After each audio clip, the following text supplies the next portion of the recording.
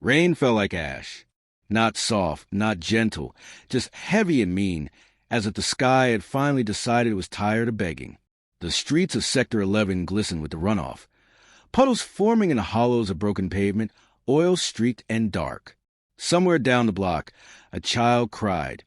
Not loud enough to matter, not loud enough to change anything. Mara adjusted the frayed collar of her coat and kept walking. She didn't bother to look up anymore. The towers had long stopped reaching for sky. Now, they merely loomed, skeletal and cracked, windows gaping like pulled teeth. The resistance had called this place home once. Now, it was just home to those too broken or stubborn to leave. She passed a checkpoint by instinct, her boots splashing through a stream of water dyed red from rust. Or something worse. The guard were gone. Had been for weeks now. No one knew if they'd been reassigned, defected, or simply swallowed by the chaos. No one asked. Questions were currency, and everyone was broke. The radio in her satchel crackled to life, a single word pushing through static. Northlight. Mara froze. The code, the one they'd agreed, would only be used when it was too late for words. Her breath caught in her throat, and for a moment the world shrank to nothing but that whisper of static. She ducked into the alley, hidden from the main drag by a collapsed fire escape. Hands shaking, she pulled out the battered transmitter. Confirm. Silence. Then a voice, low, ragged, unfamiliar. They took him. She didn't ask who. She didn't need to. Kieran.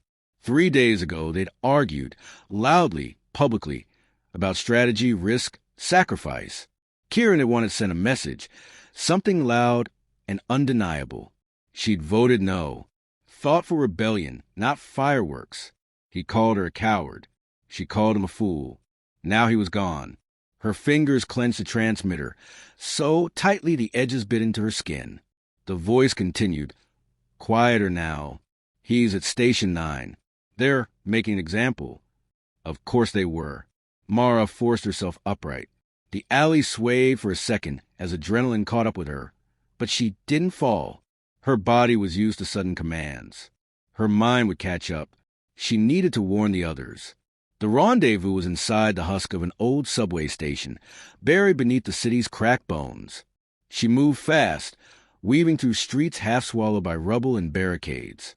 Even now, even with the world on fire, some corners whispered of life. Candles in broken windows, music leaking through boarded-up doors, the low hum of survival. When she reached the station, 2 sets of eyes met her from the shadows. Malik and Etta. Where's Kieran? Malik asked, though the look on Mara's face had already told him. Taken, she said. Station 9. They're going public. Malik swore under his breath, backing away as if trying to distance himself from the inevitability of it all. Etta was quiet, her eyes sharp. Did he go alone? Wasn't supposed to go at all. Mara didn't elaborate. They all knew what Kieran was like. Charismatic, stubborn, idealistic in a way that bled into recklessness. He inspired people. That was the problem. We need to move, she said. Tonight. Etta nodded once, the kind of agreement that didn't come with words. Malik hesitated, then followed suit. They gathered what little they had. Maps etched on stained paper, stolen ID chips, modified EMP charges the size of matchboxes. None of it felt like enough. Mara took a breath, steadying herself. This isn't a rescue. It's a message. If they want to make an example of him, we make one of them first. The silence that followed wasn't agreement. It was worse. It was hope. They moved at dusk, when the city's rhythm slowed just enough to slip between its cracks. Station 9 was a monolith of stone and surveillance, squat and brutal, half buried in reinforced concrete. They approached from the south, through tunnels forgotten by everyone but rats and rebels. The plan was desperate, barely sketched. They would breach the lower level through a collapsed maintenance shaft, disable the outer grid, and extract Kieran or his remains. Mara had once believed in clean outcomes, in missions that ended with something whole. Not anymore. Now it was about impact.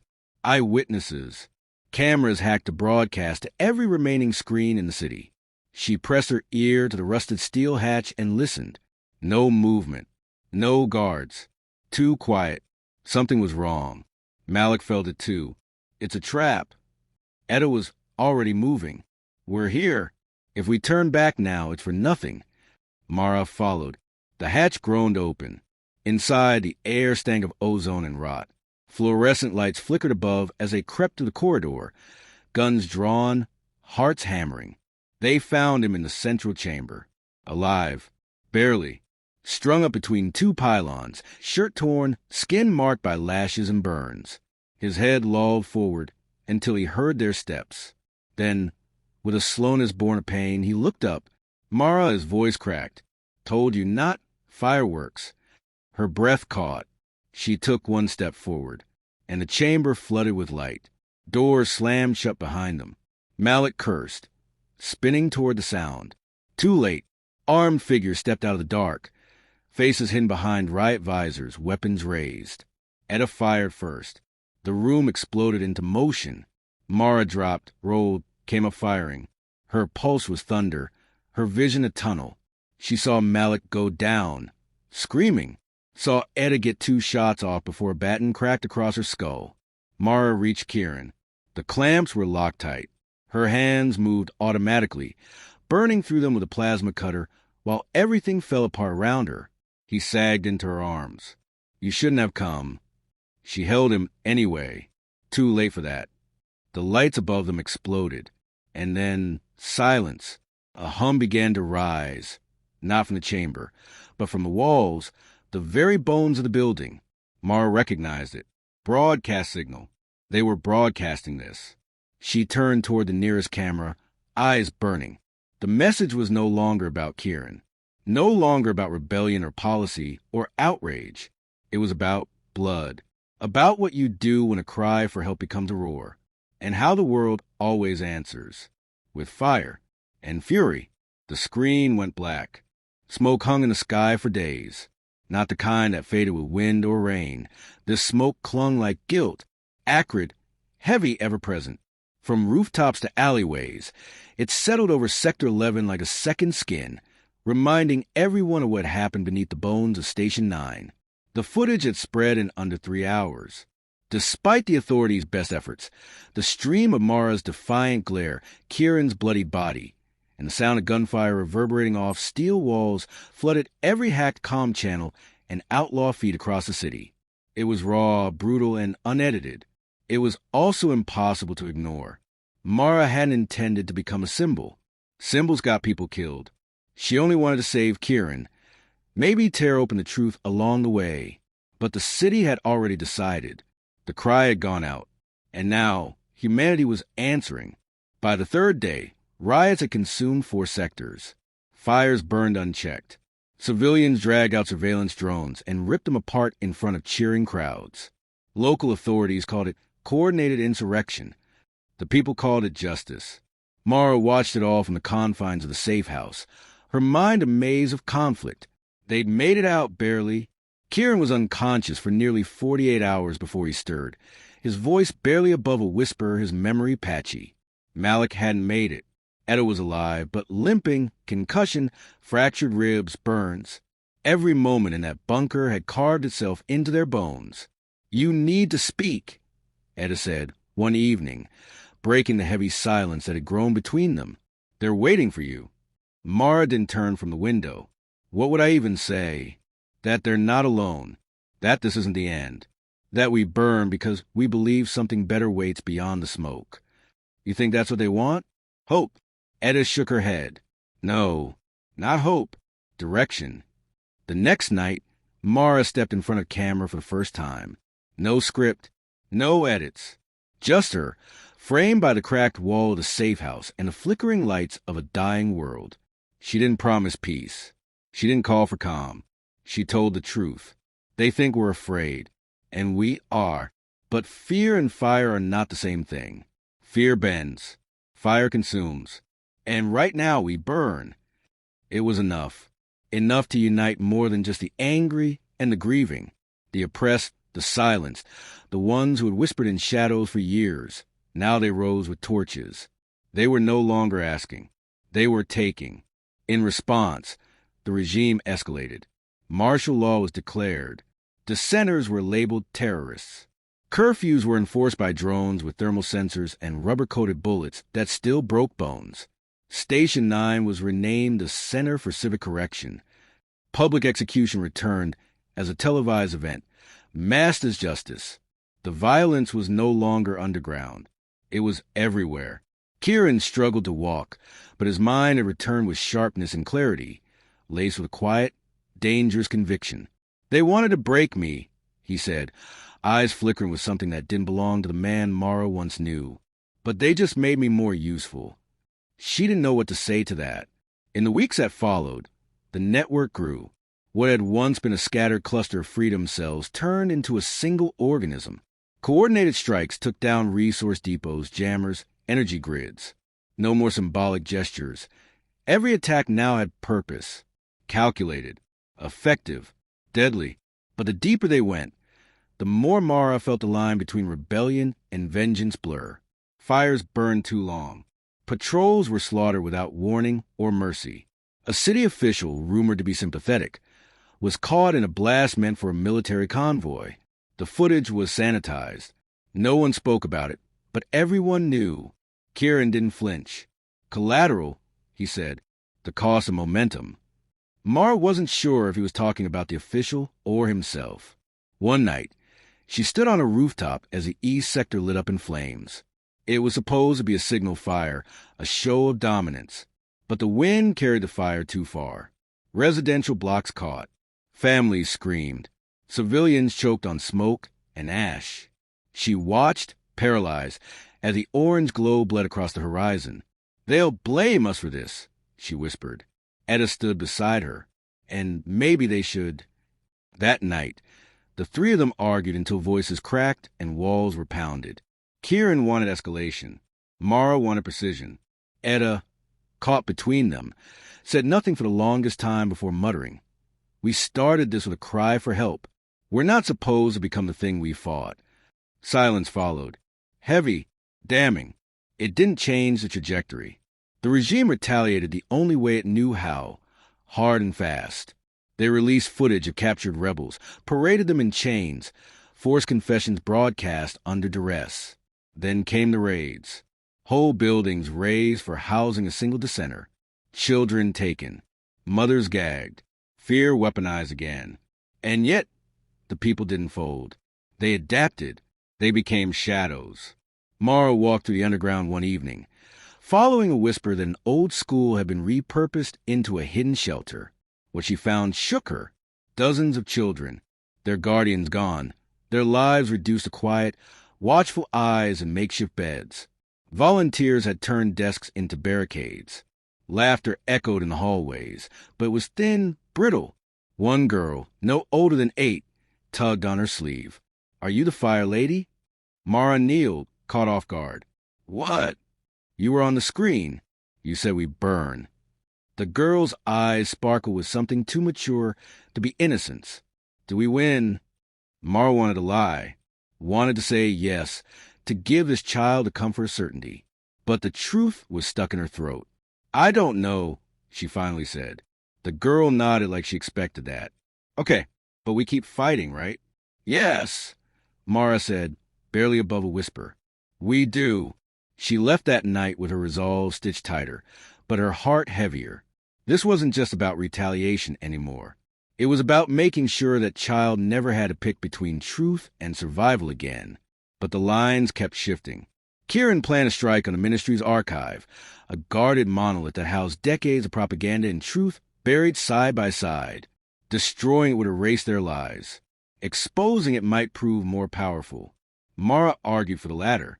Kieran didn't listen. The mission launched. The building exploded. The city wept and cheered at the same time. Inside, thousands of historical records, files, and stolen names, gone forever. Proof gone with it. Mara stood in the rubble afterward, staring at the flames. She didn't cry. She didn't scream. But something inside her cracked. "This wasn't a message," she said aloud. "It was a tantrum." Kieran didn't answer. He was already planning the next strike. That night, Etta approached Mara with a map, fingers trembling. "There's another way." "What?" "A way to end this without becoming what they think we are. Mara looked at her, eyes sharp. We may already be that. Etta shook her head. Not yet, but we're close. Outside, the sky was turning again.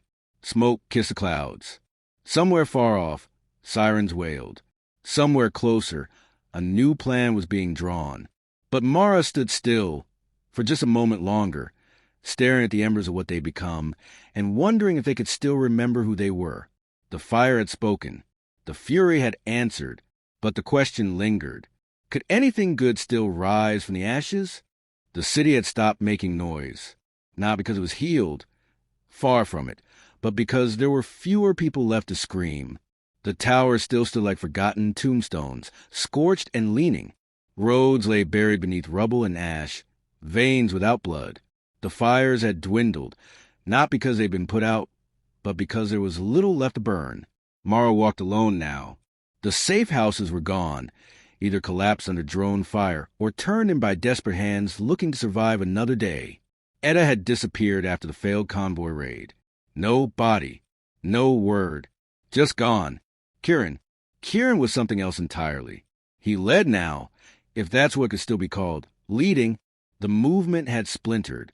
Some cells followed Kieran's fury, torching outposts and executing collaborators in public squares. Others tried to rebuild, to salvage meaning from the wreckage, but unity had long bled out beneath the smog-choked sky. Mara had stopped giving speeches. Her voice didn't carry the same weight after the archive. She still saw the flames when she closed her eyes, the centuries of stolen truths, erased in one righteous instant. She told herself it was necessary, but the lie frayed more with each repetition. She stood now in the shell of the old school, or what was left of it. The roof had collapsed, classrooms gutted. Ash crusted the windowsills like frost. She wandered the halls with soft footsteps, not out of fear, but reverence.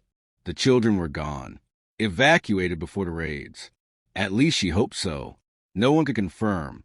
In what used to be the art room, someone had painted a mural across the wall. It was crude, clearly rushed. Faces with hollow eyes, a sun with no rays, a burning tower. Beneath it, scrawled in crooked, childish handwriting, "We burn so they remember." Mara stared at it for a long time. She didn't hear the footsteps until they were close. "Knew I'd find you here," Kieran said. His voice was deeper now, more gravel than music. The boyish edge had burned away, leaving something harder behind. He walked with a slight limp, the result of a blast he hadn't dodged fast enough, but he still carried himself like nothing could touch him. A martyr who hadn't yet died. She turned to face him. "Why?" He shrugged. "You come back to the beginning when you've forgotten what the end was supposed to be." There was no warmth in the room. Not in the air, not in their eyes. Just memory and exhaustion, hanging between them like ghosts. "You know what they're saying now?" he asked. "That we did it. That the regime is cracking. That victory's coming." Mara didn't answer. "Why aren't you with them?" he pressed. "You should be leading again." She stepped away from the mural, running her fingers along the edge of a shattered desk. "Because I don't know what we're winning anymore." His jaw tightened. "Don't say that. Then tell me what the end looks like. Tell me what's left after the fire." He said nothing. "That's what I thought," she whispered. Kieran walked to the mural and stared at the child's message. His fingers twitched, like he wanted to touch it, but didn't dare. "I remember when we were building," she said. "Not just destroying. When the goal was justice, not revenge. When we planned rescues, not executions. We tried peace," Kieran said. "They answered with prisons and pain. This is the only language they understand. But it's not who we are. It is now." She swallowed hard. "Then maybe I'm not one of us anymore." He looked at her then, really looked. There was something soft buried deep behind his eyes, but it was caged, protected. He hadn't forgiven her for trying to stop the archive raid. Hadn't forgiven the part of her that still believed in preserving what was lost. "They're planning a strike on the broadcast tower," he said after a moment. "We take it, we control the signal.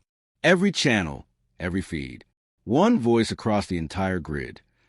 "And what will that voice say?" she asked. He smiled, but there was no joy in it. "That the old world is gone. And we're what comes next. Mara didn't smile back. I won't be part of that. You already are. She shook her head. No, not this time. Kieran's smile faded. Then stay out of the way. He left without another word, his footsteps echoing down the hollow corridor. Alone again, Mara sat on the cold floor, back against a mural. Her hands trembled, not from fear, but from the weight of what came next. The silence pressed in, not peaceful, but deafening. She didn't know what to do. Not fully. Not yet. But she knew this. The world that rose from the ashes would carry the fingerprints of those who shaped it. If they built it from blood and rage alone, it would become a mirror of the very regime they'd buried. She wouldn't let that happen. Outside, in the gray dawn, the city smoldered. Somewhere, Kieran's strike team gathered. Somewhere, another tower waited to fall. But here, beneath a child's painted sun, Mara closed her eyes and whispered the thing no one else dared to say anymore. We deserve more than just survival. And for the first time in weeks, she believed it. She stood and walked into the light, toward something uncertain, but not yet lost. The broadcast tower loomed ahead like a sentinel, half-twisted metal, half-forgotten symbol. Once, it was the beating heart of the city's propaganda machine. Now, it stood surrounded by barricades, its base fortified by the last loyalist forces desperate to maintain control of the narrative. Mara watched from the edge of a decayed rooftop, wind threading through her hair. From this vantage, the city seemed motionless, caught in the breath before the scream. The strike was already underway. Kieran's forces moved with silent precision, black shadows against gray rubble. She should have been with them. She'd been with them at the beginning, when they didn't kill for punctuation, when every action was a plea for justice. But she wasn't here to stop them. Not this time. She was here to change the ending. Down below, a detachment flanked the eastern perimeter, blasting through steel gates and eliminating the first wave of defenders. The assault was brutal, fast and efficient. Drones flitted through the smoke like insects, scanning for targets. Explosions stitched light across the sky. Mara descended to the broken innards of a ruined hotel, each step echoing like a countdown. She met Etta 2 floors below, eyes wide and alert, hands wrapped tightly around the data core unit. It's plugged into the auxiliary uplink, Etta said without greeting. We have one shot at overriding the signal. After that, they'll burn it to slag. Do we have the feed? Etta nodded. Unfiltered. The truth. Names, locations, logs. Everything they buried. Can you get the broadcast? Yes, but it won't last. Once the system detects tampering. It only needs to last long enough to reach them. Mara reached into her pack and pulled out a small recording device. She hadn't scripted the message. She'd tried and failed a dozen times. But maybe that was the point. The world didn't need perfect speeches anymore. It needed voices that bled. Footsteps echoed down the hall. 2 rebels in Kieran's colors. One stopped short when he saw her. They're inside, he said. Kieran's heading for the control deck. They're clearing the floor. Tell him I'm already there, Mara said, and not to shut the system down. The rebel hesitated. He said we take control, not share it. Then tell him if he wants the world to follow. He'll need to listen first. The rebel's mouth opened, then closed. He turned and vanished. Etta stared. You think he'll agree? I think he's too close to the fire to see he's standing in it. They made their way up, weaving through corridors strewn with shattered terminals and bodies. Some regime, some not. The cost of revolution was written in red. In the main chamber, the walls pulsed with flickering monitors. The uplink hummed, a lifeline barely holding. Mara stepped forward, drew a breath, and pressed record. Her face filled the screen, raw, tired, defiant. My name is Mara, she began, and I was part of what we built. She spoke of beginnings, of cries no one heard, of fires lit not to destroy, but to demand attention. She named the dead, friends, strangers, children. She spoke of the lies the regime fed them, and the truths they tried to erase. But then she pivoted. And now we stand at the edge of something new, she said. We can tear down every tower, bury every leader. But what rises after, that's what matters. If we answer cruelty with cruelty, silence with more silence, then we haven't changed the world. We've only inherited its worst parts. Behind her, Kieran entered. His face was bloody, jaw tight, rifle hanging from his shoulder. He didn't speak, just stood, watching her words bleed across every screen. We don't need rulers. We need listeners, builders, protectors. What comes next can't be written in ash. It has to be planted like a seed. She turned to him then, in full view of the cameras. Kieran, we fought to be free. But freedom isn't just breaking chains. It's deciding what you do when you're no longer bound. A long silence followed. He stepped forward, the whole room holding its breath. I came to burn this place down, he said. I know, but maybe you're right. He glanced around. Maybe it's more powerful if we leave the truth standing. He reached for the override key on his belt, hesitated, then handed it to her. No more fire, he said. No. Mara agreed, gripping the key. Only light. Together, they activated the signal. The truth flooded out across what remained of the networks, raw and unfiltered. Faces appeared. Those lost, those who'd fought, those whose voices had been stolen. The city, what remained of it, watched. In homes, in bunkers, in the ruins of churches and schools, people listened. And this time, they didn't answer with fire. They wept. When the feed finally cut, Mara stood in the silence and felt something she hadn't known in months. Stillness, not the silence of death, but the breath between endings and beginnings. She turned to Kieran, who looked smaller somehow, not broken, but unburdened. Etta stepped forward, voice barely audible. There's more to do. There always is, Mara said. And outside, for the first time in a long time, the city wasn't burning. It was quiet, waiting, ready.